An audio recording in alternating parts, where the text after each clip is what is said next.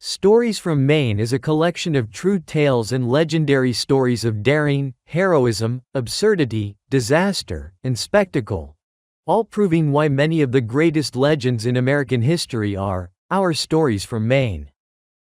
In June of 1863, far from the southern battlefields of a war-torn nation, a band of Confederate soldiers dared to pierce northward into the peaceful region of New England.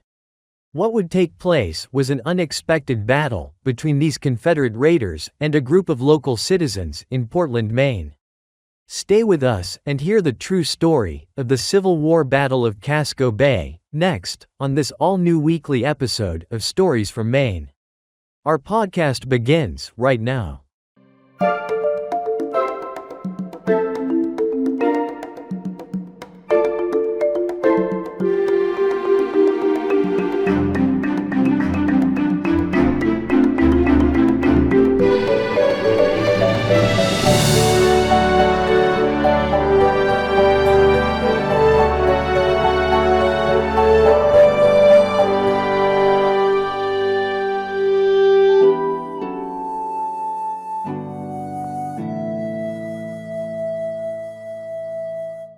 This is our Stories from Maine weekly podcast episode for the first week of April 2025. Stories from Maine is authored by historian Lori Suzanne Dell. Her books, Stories from Maine and Stories from Maine 2, as well as all of her books, are available through book retailers and can be found on Amazon. You can follow Stories from Maine on Facebook, YouTube, Instagram, and Spotify at Stories from Maine. Now, let's head over to James for another segment of This Week in Maine History. In this segment of This Week in Maine History, we revisit April 5 of 1974, when a Bridgeton, Maine horror novelist named Stephen King sees his first novel published to worldwide acclaim. The best-selling novel, Carrie, would go on to become a major motion picture success in 1976. And King would himself become a world-renowned Maine author and personality. King would eventually move to Bangor and become one of Maine's best-known celebrities. Now, let's head on over to Oscar for this week's feature story of the Battle of Casco Bay. One of the greatest of Maine legends and lesser-known battles of the American Civil War was the Battle of Casco Bay. By June of 1863, the American Civil War raged on through its second year. Confederate General Robert E. Lee and his Army of Northern Virginia were pushing into the North, with the Federal Army shadowing all along their driving march that would eventually lead to the small Pennsylvania town of Gettysburg. The war had not been going well for the Union, and many of the battles between the Southern rebels and the Yankee Federals had resulted mostly in Confederate victories. The people of the northern American states were increasingly saddened by the high toll of death and the growing catalog of northern defeats, which were reported daily in the newspapers. And public opinion in New England had become nearly hysterical. The Southern Navy, a basic flotilla of absconded and borrowed vessels, led by a ragtag group of misfit sailors and officers, challenged the better outfitted ships and superior crews of the Union's Federal Navy, and prosecuted a clandestine war upon the ports and waterways of the North to harass locals, interrupt commerce, and destroy the Union's ability to defend itself upon the sea. These Confederate missions were mostly successful, despite the Union Navy's valiant attempts, and the ominous newspaper accounts of such rebel naval exploits instilled fear and vigilance in northern seacoast communities and ports. In late June of 1863, the Union revenue cutter Caleb Cushing had docked in Portland Harbor. The ship was less of a ship of war and more of a maintenance vessel and buoy tender. But the Caleb Cushing was armed with several cannons and small arms by which to defend itself or to aid another vessel under attack. The Cushing crew had just suffered from a devastating loss, as their captain had died, and a new officer had taken over command of the cutter. While in port, the Cushing's crew had begun liberty, a time off to relax and recreate, and these men had disembarked the Cushing and besieged the taverns and brothels of the old port. With nearly all of her crew gone into Portland, the Caleb Cushing seemed nearly abandoned. Meanwhile, as the Cushing's crew enjoyed all that Portland had to offer, trouble was approaching. A band of maritime rebels, under the command of a 23-year-old Mississippi lieutenant named Charles Reed, had overtaken and seized a local fishing schooner named the Archer. Knowing that the Union Navy was probably now searching for them, the rebel sailors burned their ship, the CSS Tacony, and continued their journey upon the Archer. On their months-long seabound raids, the Confederate crew had destroyed or taken more than 20 ships and caused tens of thousands of dollars in additional damages. Now, their sights were set upon unsuspecting targets at Portland. On June 26th, the Archer sailed into Portland Harbor and dropped anchor.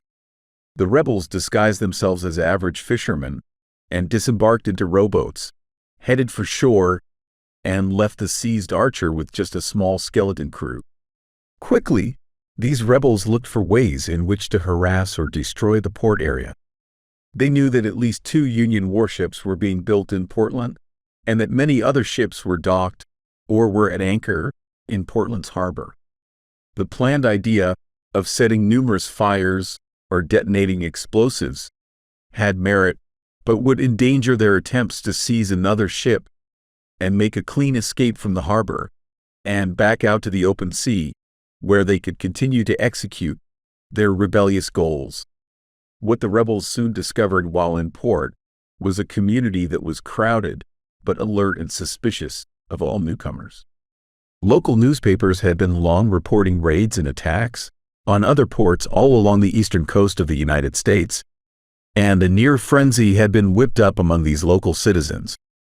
As a result, eyes were kept wide open, ears were held to the ground, and stern vigilance was a daily priority. Under a watchful eye, these nefarious rebels had abandoned their destructive plans to attack and harass the port, and instead focused on taking another ship, a Federal sidewheel steamer instead. These rebels quickly focused on the Chesapeake, which was docked at Portland's Federal Wharf, and the Chesapeake also appeared vacant. The rebels worked quickly to board the Chesapeake, but soon found her boilers cold and unlit. These Confederates realized it would take far too much precious time to relight the Chesapeake's boilers and build up a full head of steam. The time needed to get up to operating pressure was time they didn't have, and the effort would risk certain exposure. This realization relegated the new plan as completely useless and had to be abandoned. Now, another ship had to be found for their escape. When we return, rebels discover the Caleb Cushing and are detected by locals. We'll be right back. We hope you are enjoying our weekly podcast. Please take a moment to subscribe to Stories from Maine on our YouTube and Spotify channels. And you can follow Stories from Maine on our Facebook page, where over 40,000 followers enjoy our daily content. Please help us by liking, sharing, subscribing, and commenting to our content on Facebook, YouTube, Instagram, TikTok, and Spotify. Now, let's return to James for another segment of This Week in Maine History. In this next segment of This Week in Maine History, we look back on April 2nd of 1935, when the book, Strange Holiness, is published by the Macmillan Publishing Company. This book of poetry was authored by Harpswell, Maine native, and Bowdoin College professor, Robert P.T. Coffin, and becomes a national bestseller. For his work, Coffin receives the Pulitzer Prize in Poetry in 1936. Now, let's go back to Oscar for more of our feature story. Back in Portland Harbor, the Confederate raiders had now discovered the nearly abandoned revenue cutter, Caleb Cushing. This discovery was an answer to their prayers. It was nearly 1:30 in the morning when the rebels boarded the Caleb Cushing, and they quickly overwhelmed the surprised skeleton crew, who were left on board to man the moored ship. These rebels quickly absconded 2 other small boats and quietly towed the Cushing out of Portland Harbor, where they soon rigged Cushing's sails and took her out to sea. These rebels were immediately joined by their men on the Archer, and the now 2-ship Confederate squadron slipped out into open water. When the Cushing was discovered to be missing, locals began to wonder about the mystery. Quickly, word of the theft reached Portland's mayor, Jacob McClellan, who wasted no time in sending word of the Cushing's disappearance to the nearby Fort Preble, across the harbor, in South Portland. Troops soon joined citizens who quickly seized another armed, side-wheel ship called the Forest City.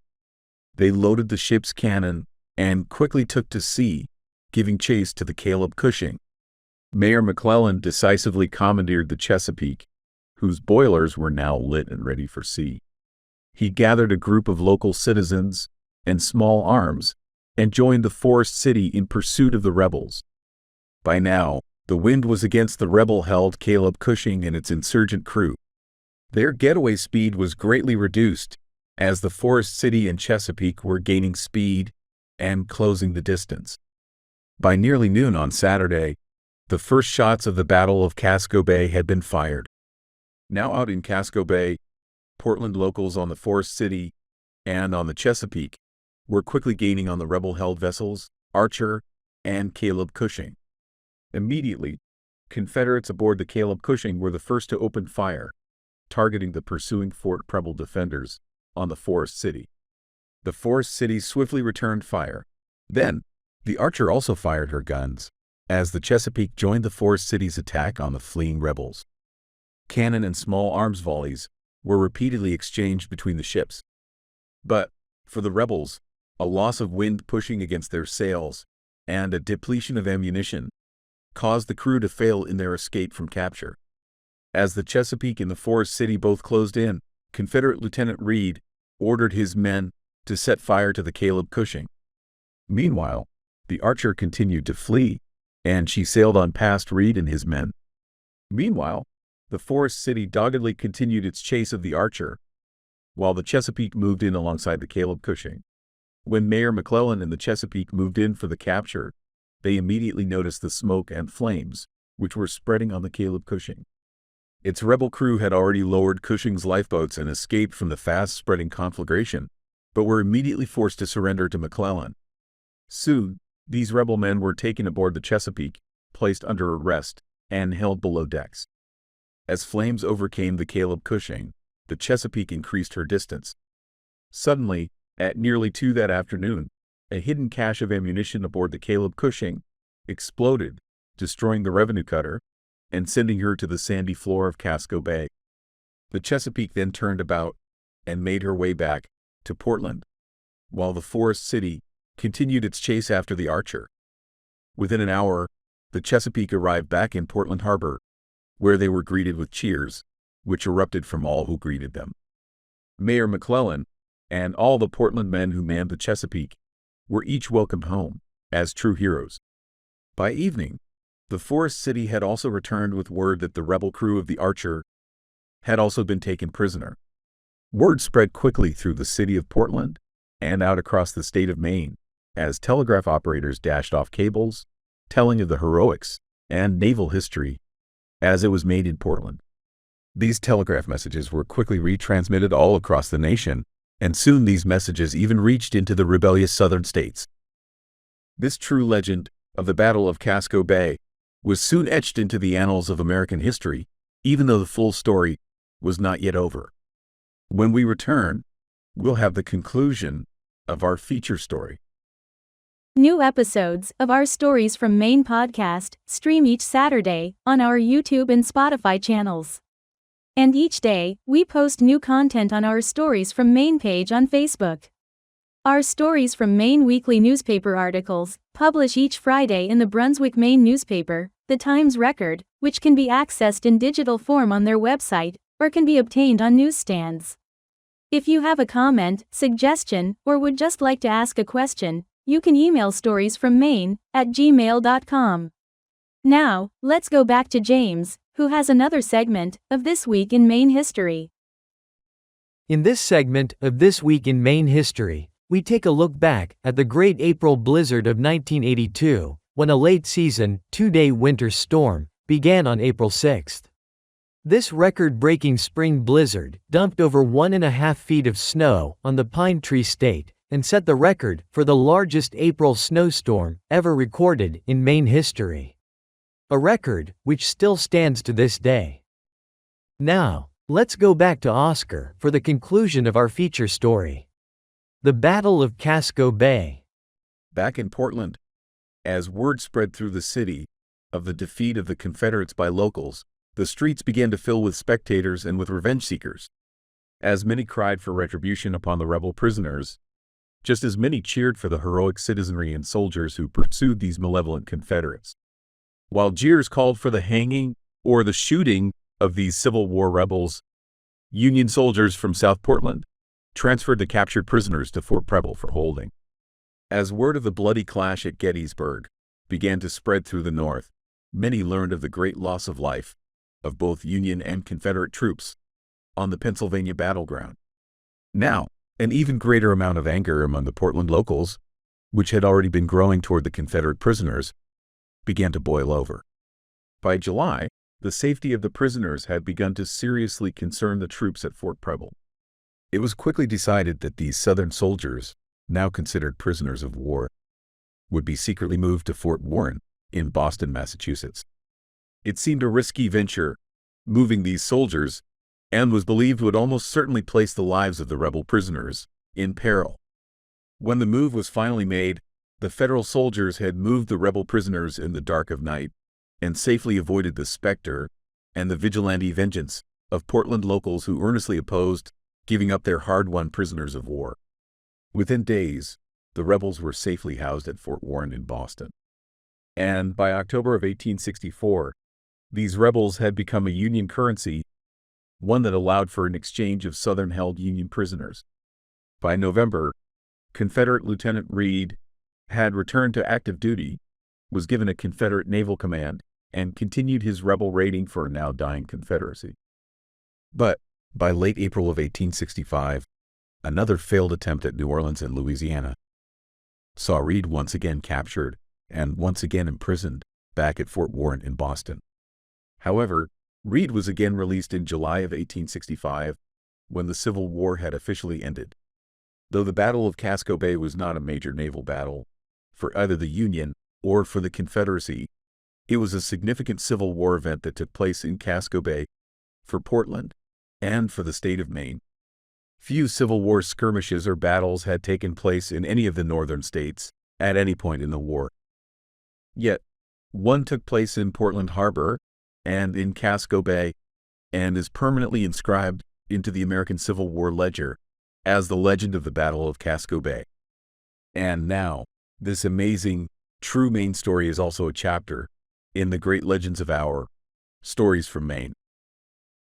We hope you have enjoyed our feature story, The Battle of Casco Bay. Please join us again next week for another all-new episode of our Stories from Maine podcast. Thank you for listening. Stories from Maine is a registered trademark of Lori Suzanne Dell. All original content is copyright 2025, with all rights reserved. You can email storiesfrommaine@gmail.com. In the meantime, please follow us on Facebook, YouTube, Instagram, and Spotify. See you next week.